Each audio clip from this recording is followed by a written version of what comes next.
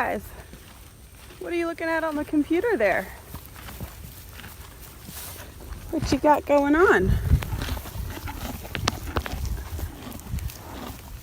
Oh, the Polocrosse calendar, huh? Do you guys want to get back to playing? Look at you, you're ready to go.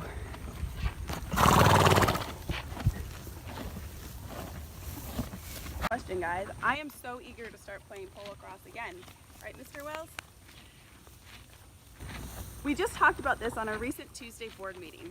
In order to help alleviate some of the burden for rescheduling in the fall, we've lifted our conflicting schedule rule. What this means is tournaments now have a little more flexibility when choosing dates, as they don't necessarily have to deconflict with each other. That being said, the zone reps are going to work together to do their very best that this doesn't happen. We want to make sure that there is a full opportunity for events this fall. So while we know that there might be some overlapping schedules, we're trying to avoid it, but we want to make sure there's as many Polocrosse playing opportunities as possible. This might mean more tournaments, mega clinics, or even play days as we get in. What other things did we talk about during the board meeting? That's a great question. This past Tuesday, we specifically talked about our umpire program. Chris Salas has taken over as the new chief umpire here in America, and he's making great strides towards developing a more uniform structure for becoming certified and learning how to umpire, both for our lower level umpires and our higher level umpires. So please look forward to some upcoming videos and announcements, again, through e-news and Facebook. I'd also like to make another shout out to Ryan Murphy, who's been making these videos, and follow us on our Snapchat and or Facebook fitness group. We've got a lot of great athletes out there that are sharing their exercise routine, whether it be riding, walking, jogging, walking the dogs, whatever you want to share, you put it out there and keep everyone motivated. It's incredibly important in these times as we're just starting to get back out on the field. I know my club here just started practices last weekend as our state lifted our social distancing restrictions. I'm super excited to be out there with my friends again, and I'm hoping that everyone else across the country will be there soon too.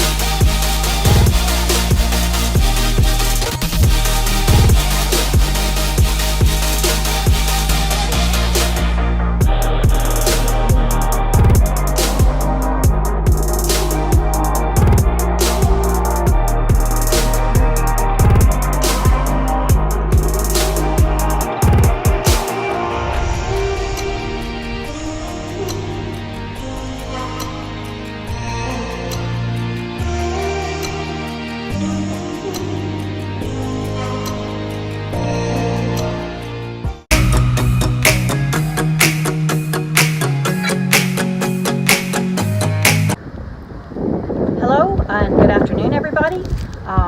We are going to be hopefully having a video here as part of Polocrosse Will Return. This is Stacy Upshaw speaking from Central Zone Polocrosse and Grand Bay Polocrosse.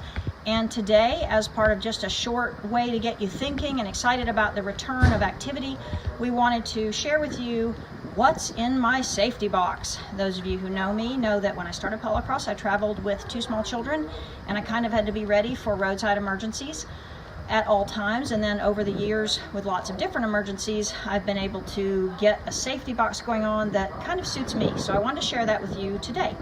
So what we have in here is no way intended to be the only thing you should have, and maybe it's more than you have, but we wanted to share this video to kind of spread awareness about what you might need on the road, and then hopefully you guys would contribute lots of thoughts about what you might have in your own safety box. And of course, the topic of trailering being kind of huge, there's lots of discussion that we can enjoy from the video. So I'm going to walk you up to what's in my safety box, and hope you don't get dizzy. So what I tend to think of first is, if I have to pull over by the side of the road, is it going to be safe? Can I keep my children safe and all of the people with me safe? And so what that first off means is I'm going to take one of these plug-in lights that goes round and round, and it's amber, plugs into my truck. I can mount it on the side of the hood, and immediately my area is lit up. I also have a flashlight. I also have I don't know what that thing is called with the wire cover on it, or plastic cover, but it's magnetized and it sticks to the side of my truck over the tire or over anything that's smoking or burning. Really importantly, I have safety vest for however many people I think can get out of the truck and help. So if that's 3 people, I have 3 vests. I have at least 2 pair of gloves with me, and really importantly, I have my roadside triangles. You can carry this kind if you've got the room, or you can carry this kind right here, the collapsible, that all fit. There's 3 of them in that little red box. And all of this stuff I'm going to show you goes in this box, my safety box, and that thing is the last thing I put in the trailer. It's immediately accessible in the dark. I don't have to unload to get to it. And lots of these lessons were learned the hard way, as you might imagine, all of these stories being better in the retelling. So back to the initial stop kind of by the side of the road. First, I'm going to light up the area. You can also add flares. I don't have them with me, but I do have them in the truck.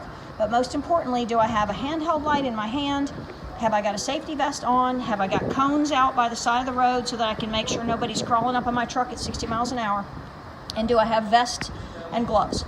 So I have all those things. As I go through kind of the things I've laid out here for you, I'll explain kind of a little bit about your options, right? So if all we're talking about is a tire, then of course most of us have this trailer aid roll-up kind of idea, and then some of us have additionally the other block, which is the cheap version but long-lasting, as you can tell by that one, version of the trailer aid, so that we can roll up onto the good tire and we can chock the trailer with the other block.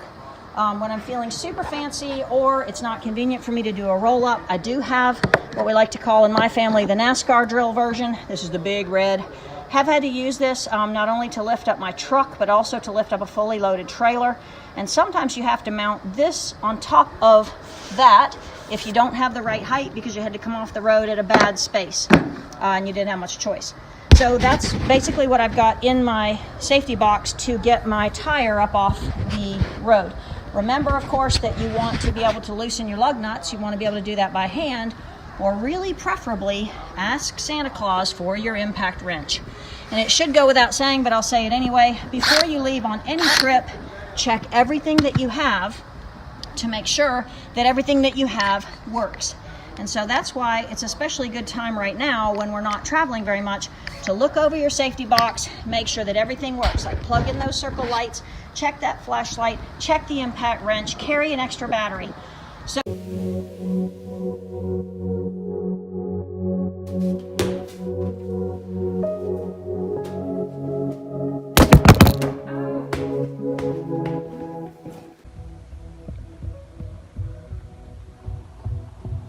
Polocrosse will return.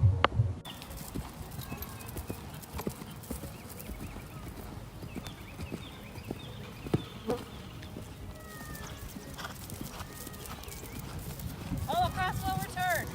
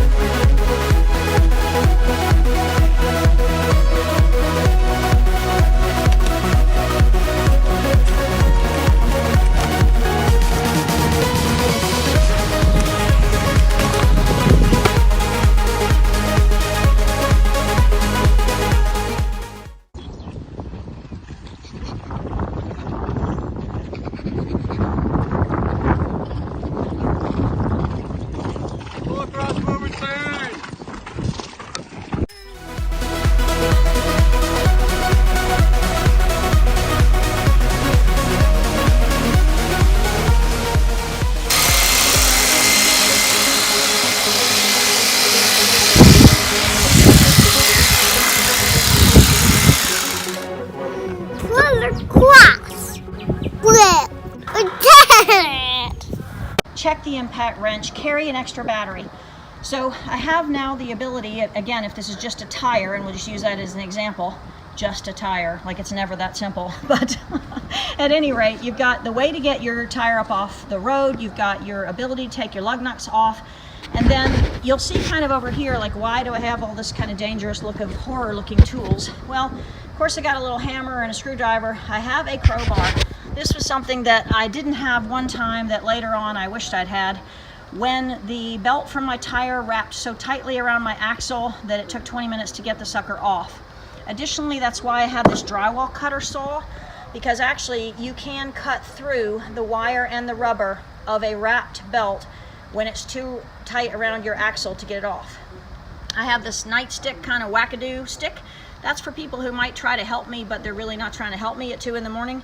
And then I also have a couple of pair of gloves, both the heavy leather and the neoprene. Probably need to replace those. Look like I tore those up last time. So I have I'm always thinking about safety. Like, can I get out of this problem by myself, but while I'm doing it, am I going to be safe?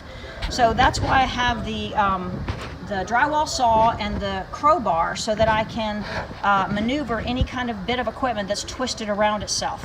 I have a fire extinguisher. Please make sure you have that where you can access it, because one of the most dangerous things that can happen in your trailer is a fire in the actual wheel area that can get up into your trailer compartment, or can at least scare the heck out of your horses. Within the impact wrench, which was Santa Claus's gift to me, also is a grinder wheel. This has been super helpful for myself and other people in different kind of unimaginable or imaginable events. If you're not even the one that could use it, but you might have somebody stop or somebody with you who could use it, this is a really handy thing to have. It cuts metal.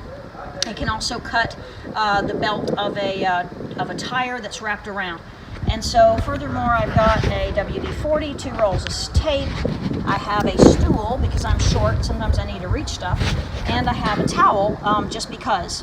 In my other truck, I actually have a small rubber mat that goes underneath my safety box, and that certainly is much nicer to lie on when I'm having to lie on the ground to do things. This is a general size, heavy-duty kind of Tupperware box with the yellow lid so that I can remember where it is, and so that anybody who's having to unpack stuff from my trailer can find that safety box if they need it. So overall, I thought it was more stuff than this. It always feels like it when I lift it out of the trailer. However, that's what I have on this review of my personal safety box. Ooh, I'm already at 6 minutes. There's so much more I can talk to you about and that other people might want to chime in about, but I would tell you that I carry a lot of spare tires. So I have 2 or 3 full spares for my trailer. I carry 2 full spares for my truck. I don't waste any time with tires that are not going to go the whole distance or the whole weekend. So that's certainly something I would say. And then when I also additionally add how I'm packing my trailer, if I'm going to be stuck on the side of the road for some amount of hours, I want to have my horse's own home water, and I want to have accessible extra forage in case those horses have to drink and maybe munch a tiny bit while they're on the trailer for some prolonged amount of time. The additional thing I would say is, for many, many years, I carried the, now I can't think of it, the insurance thing that makes you feel like someone's going to come and help you when you are stuck by the side of the road. But what I have discovered now is it's much, much better to have a network of friends who know where you're traveling, when you're supposed to be there, and you know where they are. Because whenever you do use the kind of roadside assistance horse people idea, they have lots of nice ideas of how they can help in a while, but as far as like your ability to handle your own trouble, or at least get started safely managing your situation, really need to be prepared to rely on yourself.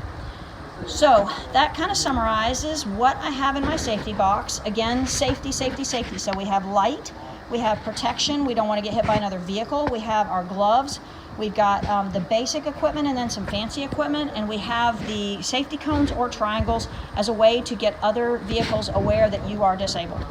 Okay, so we're going to try to keep this video straight. Again, this is not in any way meant to be some kind of like advice. This is just a sharing. But I would give you this advice, is like, we're all kind of staying at home and we're bored and frustrated and we want to get back on the road. Why don't you go ahead and do this? Look at your trailer, look at your truck, look at your safety box, and get ready to get back on the road, and we will all hope to see you guys soon. All right, take care. Bye.